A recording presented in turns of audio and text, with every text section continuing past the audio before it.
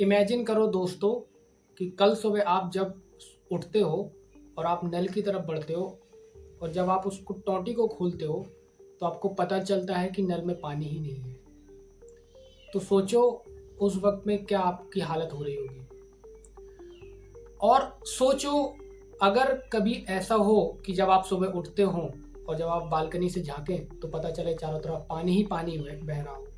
तो सोचो उस वक्त में आपको किस तरह की फीलिंग आनी चाहिए। ये सब जो कारण होता है, ये सब कारण होता है ग्लेशियर के पिघलने से। क्योंकि जब ग्लेशियर पिघलता है, पर्यावरण प्रदूषित हुआ, जब पर्यावरण प्रदूषण बढ़ता है, तब ये ग्लेशियर पिघलते हैं। जब पर्यावरण का जो बैलेंस है वो बिगड़ता है, तो ये जो ग्लेशियर है वो पिघलते हैं।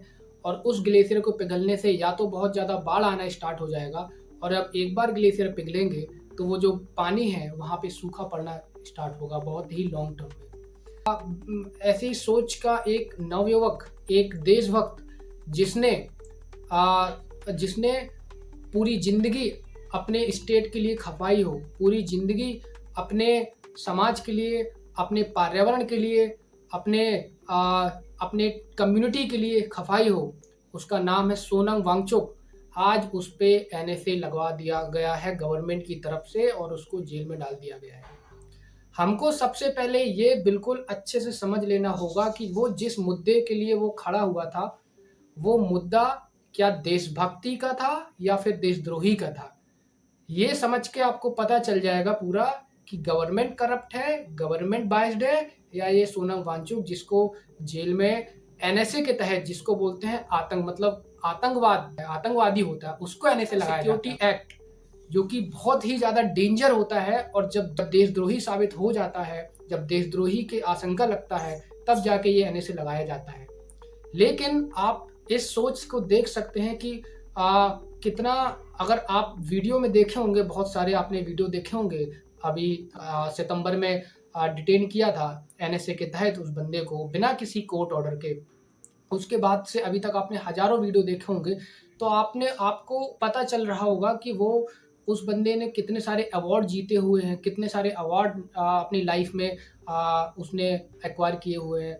और साथ ही वो जो सोनम वांगचुक था, वो वांगचुक का जो जो विज़न था वो स्टेट के प्रति, वो कितना ही ज़्यादा एक नेशनलिस्ट व्यू था उसका, पर्यावरण के प्रति उसका कितना अच्छा व्यू था।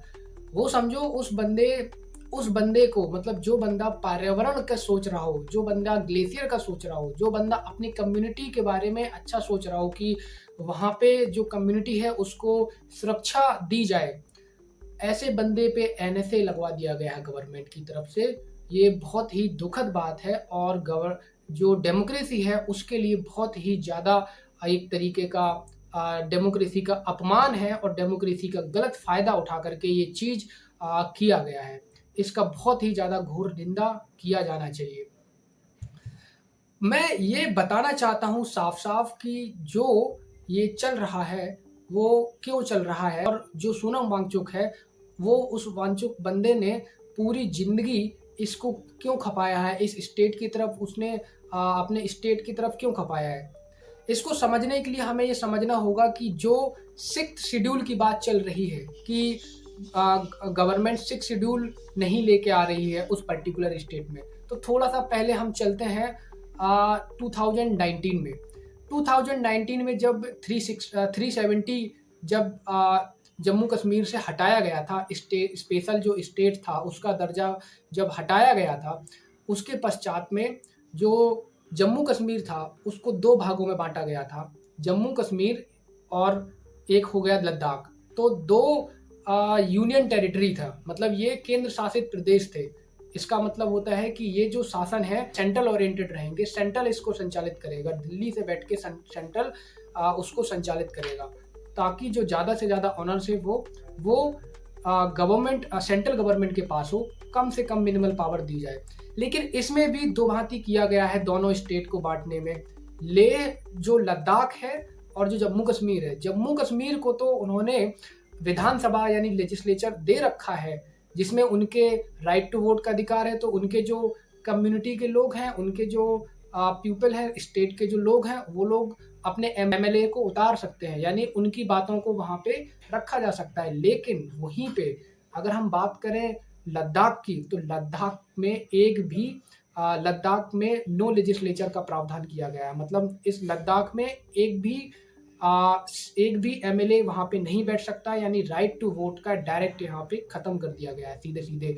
वहाँ के जो लोकल लोग हैं उनको चुनने की आज़ादी नहीं है, उनके कोई भी रिप्रेजेंटेटिव नहीं होगा। इसका मतलब ये साफ है कि यहाँ पे सीधे सीधे सेंट्रल का हाथ है। तो क्योंकि सेंट्रल इस चीज़ को करना चाह रहा है कि वो स्टेट जो लद्दाख है उसको पूरी तरह से एक्वायर करना चाह रहा है, अपने हाथों में कंट्रोल करना चाह रहा है। जम्मू कश्मीर में तो चलो आपने एक स्टेट का आपने लेजिस्लेचर दे दिया। दूसरी बात, आप एमपीज की बात करो जो लोकसभा में बैठते हैं, तो भी लद्दाख में कितने एमपीज हैं?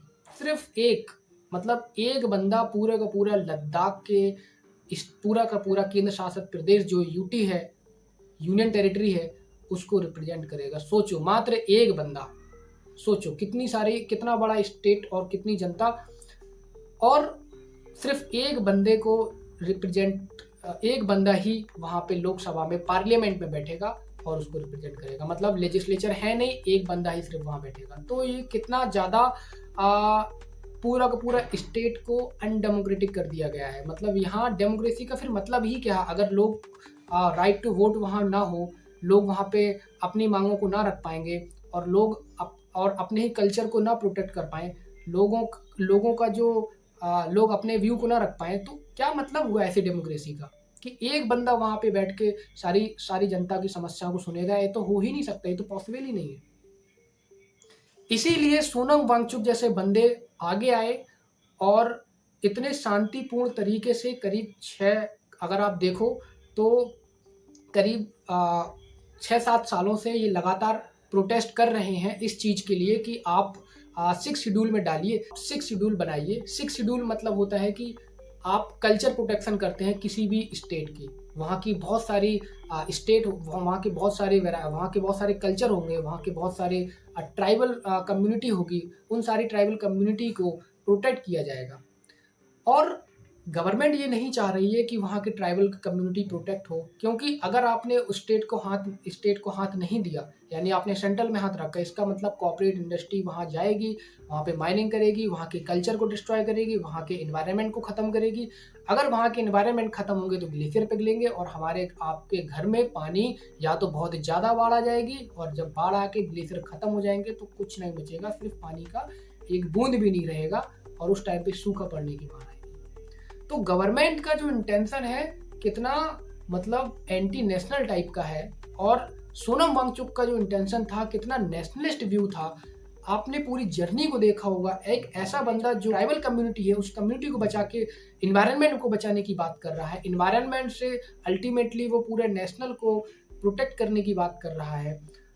तो सोचो उस जितना नेक विजन को बंदे को कहने से लगा दिया गया है। ये कह गए कि आपका जो स्टेटमेंट है आपका एंटी टेररिस्ट टाइप का है, टेररिस्ट टाइप का आपका जो स्टेटमेंट है, और आपका जो हिंसा भड़काने का आपका स्टेटमेंट है। इस चक्कर में उनको एक तरीके का कहने से लगा दिया गया है।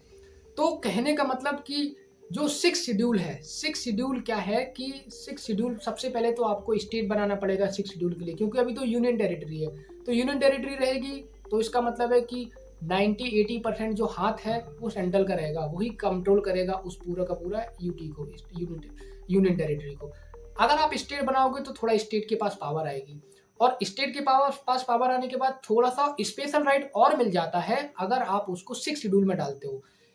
उस 6 शेड्यूल में क्या हो जाता है कि जब आप 6 शेड्यूल में डालोगे तो जो वहाँ की जो कम्युनिटी है, वहाँ के जो कल्चर है, वहाँ के जो लोग हैं, उनको प्रोटेक्शन मिलना स्टार्ट हो जाएगा। क्योंकि जब आपने 6 शेड्यूल में डाला तो क्या होगा, जो ऑटोनोमस डिस्ट्रिक्ट काउंसिल एडीसी, मतलब जो एडीसी है ऑटोनोमस डिस्ट्रिक्ट काउंसिल, वो वहाँ पे इस्टेब्लिश होगी, जिससे कि वहाँ के जितने भी लोकल लोग हैं, जितने भी लोकल मांगे हैं, ट्राइबल कम्युनिटीज़ की जितनी मांगे हैं, उन मांगों को वहाँ पे रखा जाएगा, उस काउंसिल में रखा जाएगा, और उसके बाद वो बिल को आगे पास करवाया जाएगा।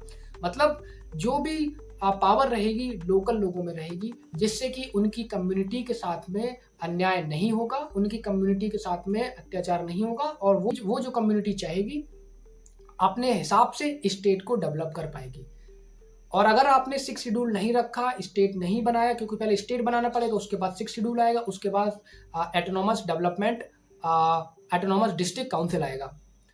उसके बाद में फिर आपका जो स्टेट रहेगा वो प्रोटेक्ट रहेगा। तो वो जो सोनम वांगचुक था वो सीधे-सीधे इसी बात के लिए अड़ा हुआ था कि आप 6 शेड्यूल दीजिए, क्योंकि आप 6 शेड्यूल नहीं दोगे तब तक हमारा जो लद्दाख है उसको प्रोटेक्ट नहीं कर पाएँगे।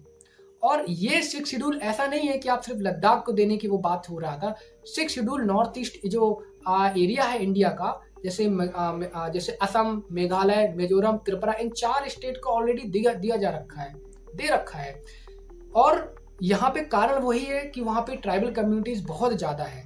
उनकी ट्राइबल कम्युनिटीज़ के जो राइट्स हैं, उनके कल्चर हैं, उनकी जो आज़ादी है, उनके जो बहुत सारे भाषा है, लैंग्वेज है, उनकी बहुत सारी चीज़ें हैं, उन सब चीज़ों को कंट्रोल, उन सब चीज़ों को प्रोटेक्ट किया जाए, इसीलिए गवर्नमेंट ने 6 शेड्यूल रखा है।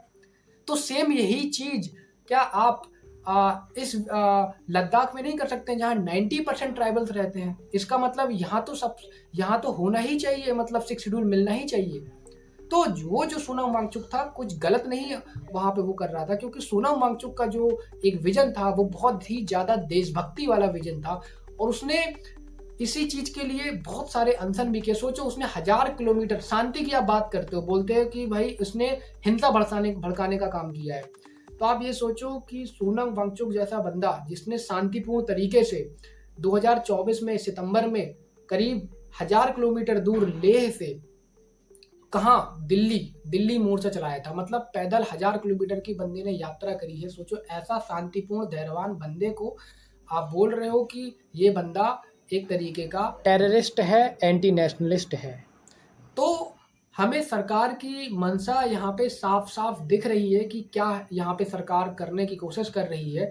जो भी ये से देशभक्त निकलते हैं, प्रोटेस्ट करते हैं, अपनी माँगों को रखते हैं, उनको ये सरकार दबाने का काम कर रही है, पूरी तरह से दबाने का काम कर रही है, ताकि आप आप और हम ज़्यादा से ज़्यादा आप और हमारी आवाज़ को दबाया जा सके और इस चीज़ को आगे ना प्रेषित किया जा सके, जिससे कि अल्टीमेटली हम और आपका नुकसान होगा। कल के दिन जो ये माँग उठ रहा है, मान लो ये माँग को ख़त्म कर दिया जाएगा, तो ग्लेशियर पिघलेंगे, क्योंकि वहाँ पे इंडस्ट्री ज़्यादा होगी, क्योंकि वहाँ पे माइनिंग ज़्यादा होगी। अगर वहाँ पे माइनिंग ज़्यादा होगा तो वहाँ पे एनवायरनमेंट ख़राब होगा। अगर एनवायरनमेंट ख़राब होगा तो सोचो, जो वहाँ पे जो ग्लेशियर है वो पिघलेंगे, और अगर ग्लेशियर पिघलेंगे तो हमारे और आपके जीवन पे असर पड़ना बिल्कुल तय है। पानी की किल्लत होगी, बाढ़ होगी, जो कि बहुत ही ज़्यादा डेंजर है पूरे देश के लिए। तो ऐसे आदमी को एनएसए लगवा देना, आप खुद समझ सकते हैं कि कितना ज़्यादा अत्याचार किया जा रहा है गवर्नमेंट की तरफ से। तो इसीलिए हम और आपको इन सब चीज़ों के बारे में आवाज़ उठानी पड़ेगी, क्योंकि एक सीधा-साधा बंदा जो कि अ, देशभक्त है, जिसने बहुत सारे अवार्ड जीते हुए हैं, ऐसे बंदे पे एनएसए लगवाना का मतलब है कि देशभक्ति का जो सुरूर है उसको मिटाना, देशभक्त को ख़त्म करना, और जो डेमोक्रेसी है उसको ख़त्म करना, कॉन्स्टिट्यूशन पे हमला, ये मान के चलो आप। इसीलिए हर किसी को आवाज़ उठानी चाहिए, ताकि सोनम वांगचुक जैसे बंदों को जल्द से जल्द रिहा किया जा सके, और ऐसे लोग हमेशा भारत देश में पैदा होते रहें, जिससे कि भारत देश हमेशा अखंड रहे, बना रहे, और भारत देश ऐसे ही सतत चलता रहे। ना कि किसी पॉलिटिकल पार्टी की वजह से, कि कोई पॉलिटिकल पार्टी आके ऐसा तामझाम करे जिससे कि पूरे देश की पूरे देश में एक माहौल है वो एक डिक्टेटर टाइप का बनाए, और लोगों के राइट को मारे, और लोगों की जो देशभक्त है, देशभक्ति के लोगों की देशभक्ति को तोड़े।